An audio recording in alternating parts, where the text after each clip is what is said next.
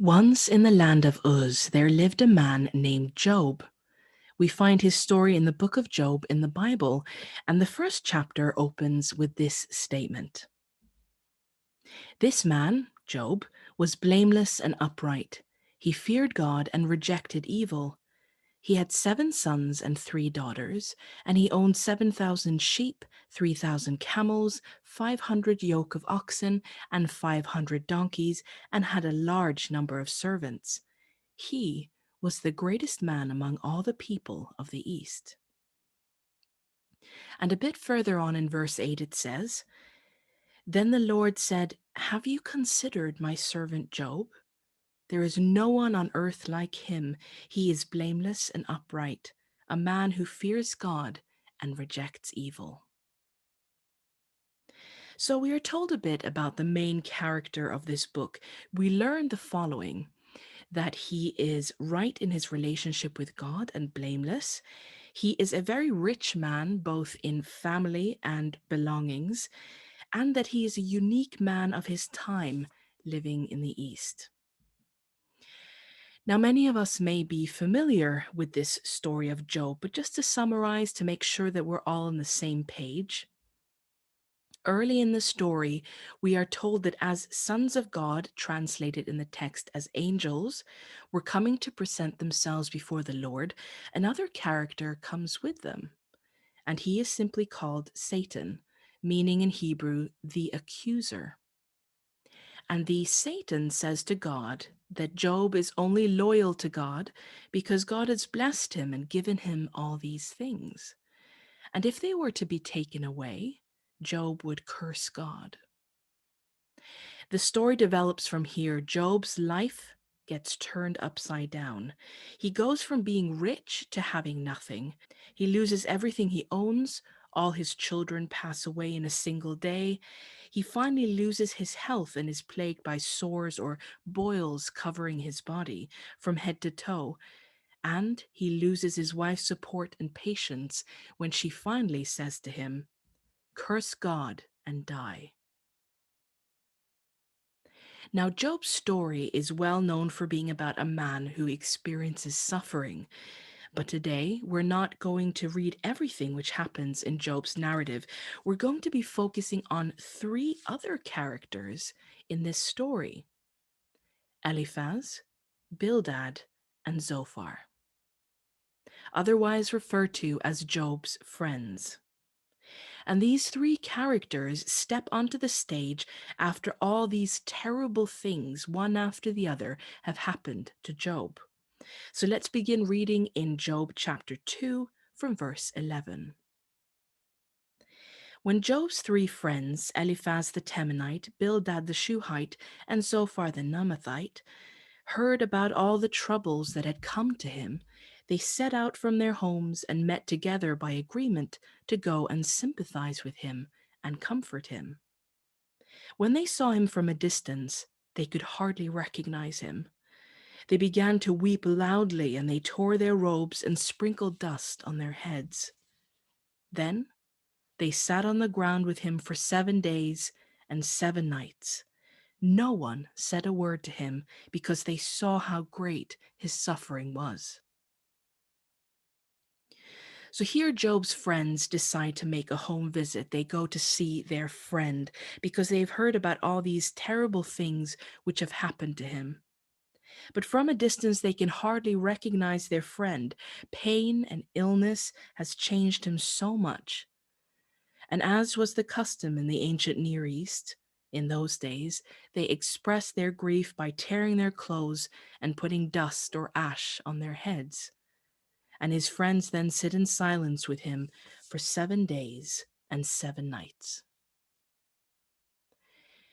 The response of Job's friends to his suffering is not just a thoughtless pat on the back or a quick message on Facebook saying, "My condolences."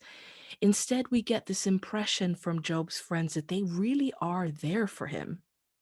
This is quite a show of empathy, sitting in silence without a word for a whole week. If only their silence had lasted.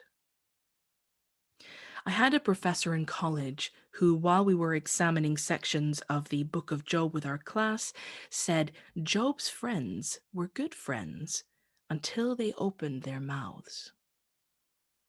And that comment has really stuck with me ever since. So let's continue this story and read what happens after that week of shared silence. It's Job who breaks the silence first in chapter 3. After this, Job opened his mouth and cursed the day of his birth. He said, "May the day of my birth perish, and the night that said, a boy is conceived. That day may it turn to darkness. May God above not care about it. May no light shine on it. May gloom and utter darkness claim it once more. May a cloud settle over it. May blackness overwhelm it."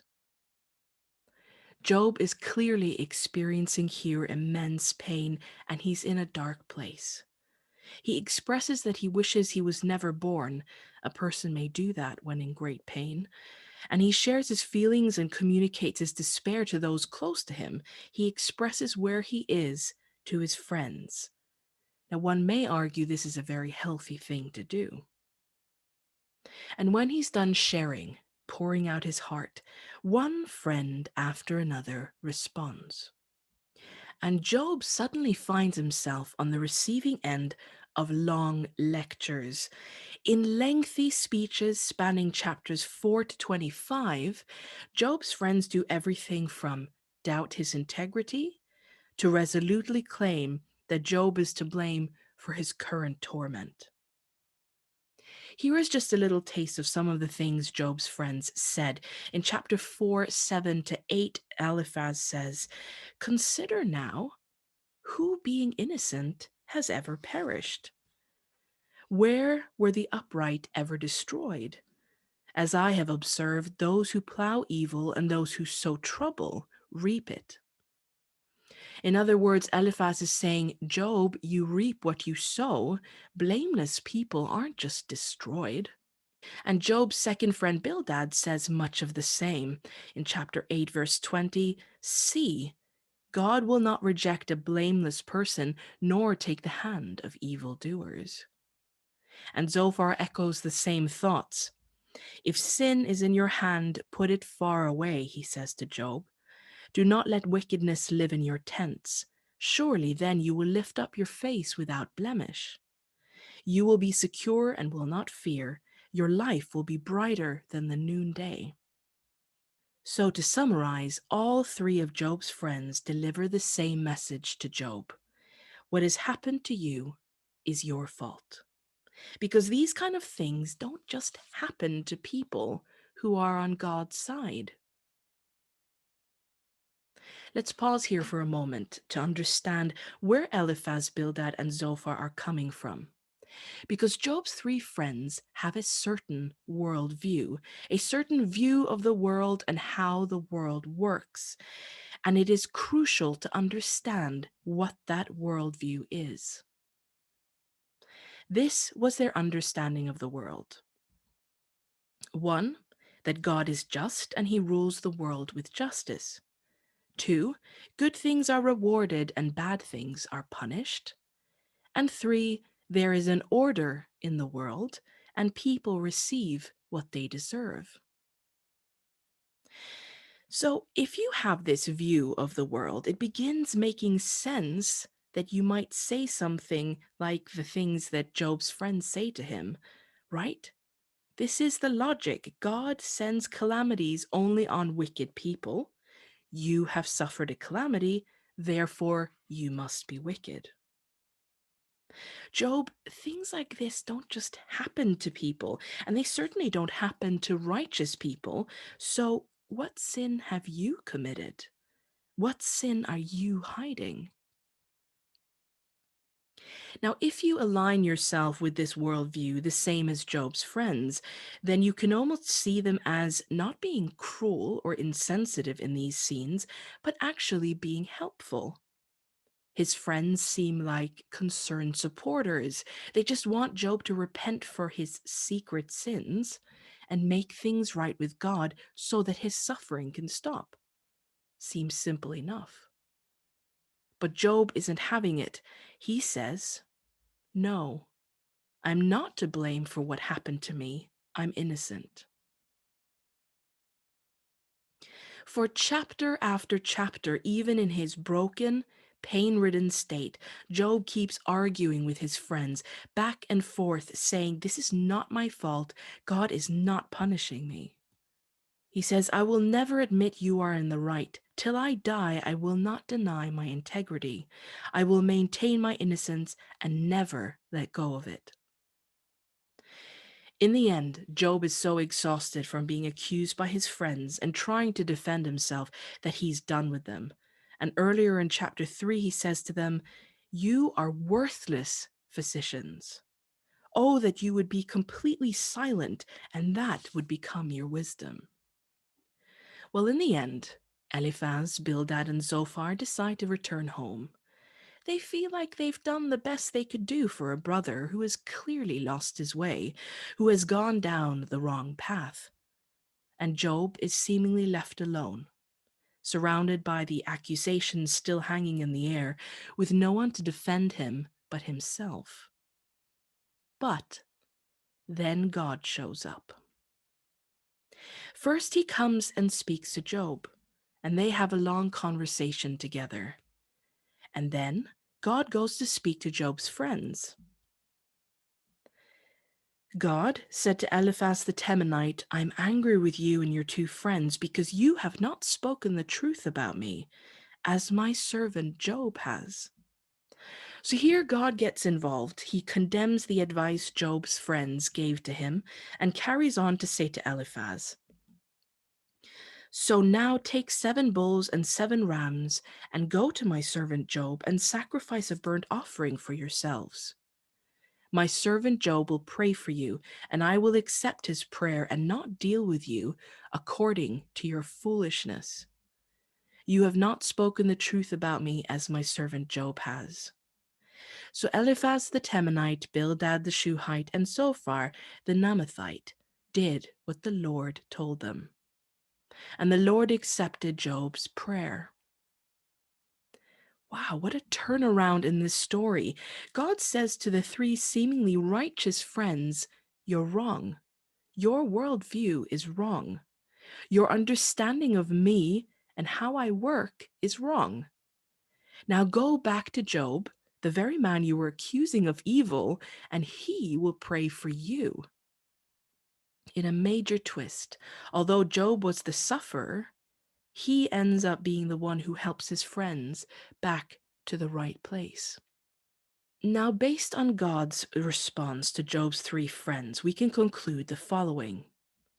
God takes misrepresentation very seriously. Eliphaz, Bildad, and Zophar had a view of why there is suffering in the world, but their view was wrong and it misrepresented God. This misrepresentation is so serious that, as we read in verse 8, God tells Job's friends to sacrifice a burnt offering for what they have done. Now, in those days, why were burnt offerings made? They were symbolic acts made to atone for when a sin had been committed. This leads us to conclude misrepresenting God and why there is suffering in the world is a sin. Well, the story of Job's 3 friends concludes with that they do return to Job. They make sacrifices, Job prays for them, and we might assume that they are forgiven. Now, it is very, very easy to look at the surface of this story and shake our heads at Job's friends and think, ugh, they were so judgmental and awful. And it's equally easy to say, I would never treat a friend in pain the way that they did. But Job's friends were holding on to an idea of God which is still very much alive among many Christians today. It is called divine retribution theology. And it is unbelievable how its ideas manage to sneak its way into the way we think and the way we talk about the world and faith and God. So simply put, divine retribution theology assumes that God blesses those who are faithful to him and punishes those who are not or those who sin. And it sees the world as an ordered place where everyone gets what they fairly deserve.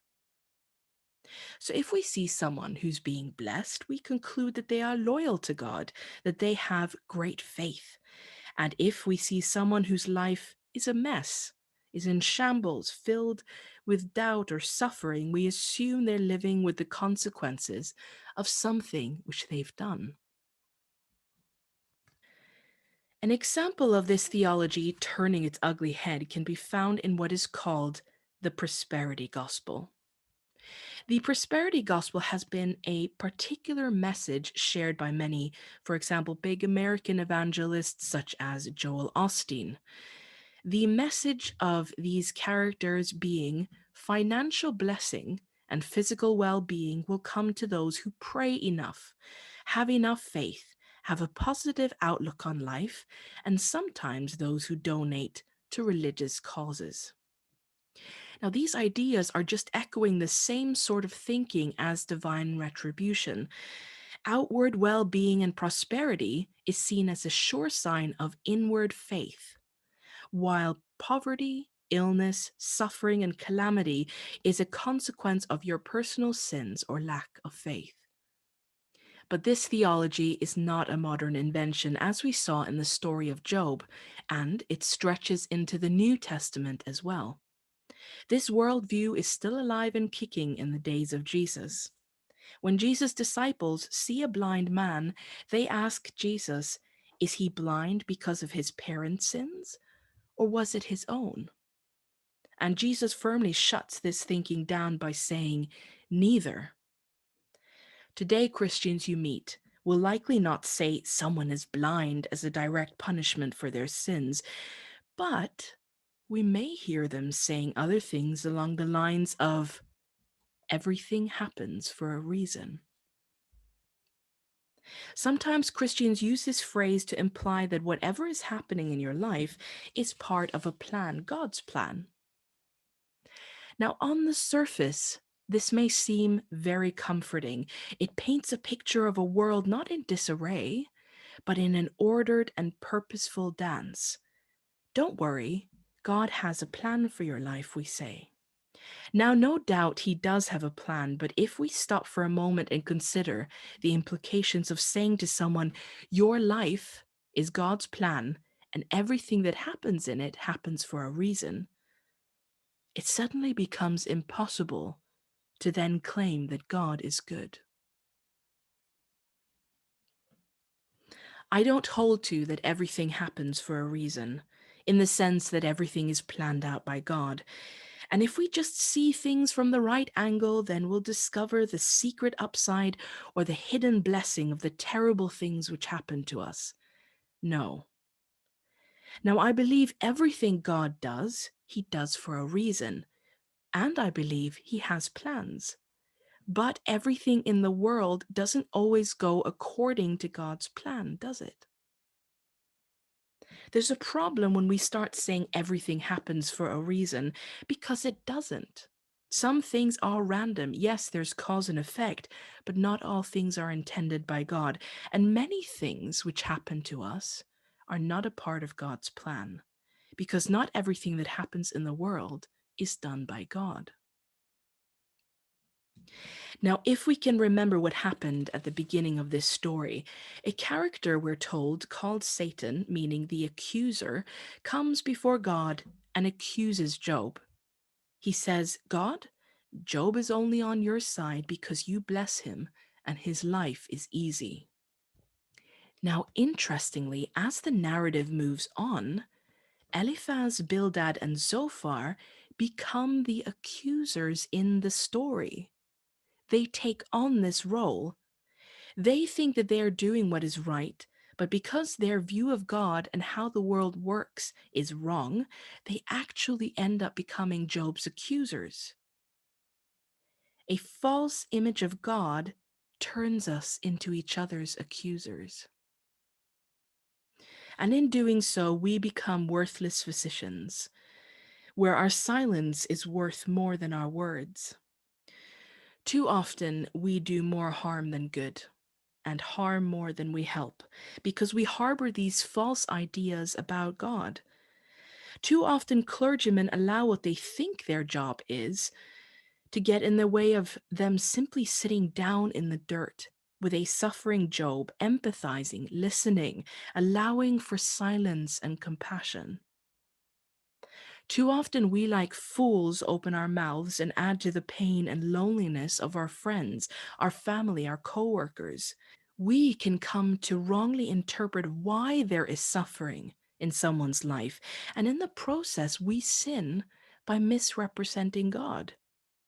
The story of Job's friends reveal two things to us. God takes misrepresentation very seriously, and number two is a twist. Because God wasn't angry with Job, and that wasn't why those things happened to Job. But he did end up being angry with someone else in the story, Job's friends. Now, if God treated Job's friends like they thought God treats all sinners, then they'd be punished and harmed, right? Similar calamities would happen to Job's friends as they happened to Job. But what does actually happen in this story? Instead, God reveals who he truly is. When he got angry, he sent Job's friends help. He said, "Go, make things right with Job. Get help. I will teach you who I really am. I will give you access to something better and open your eyes and give you access as well to forgiveness." God's anger equals help. In a big surprise, God reveals that he, in fact, not like the three friends claimed he is. Instead, he shows how he treats people who have sinned, who've lost their way, people who've done wrong, even people he's angry with. He treats them with kindness and by offering help. God's patience and grace is enough for Job, and yes, even for worthless physicians, even for friends like Eliphaz, Bildad, and Zophar.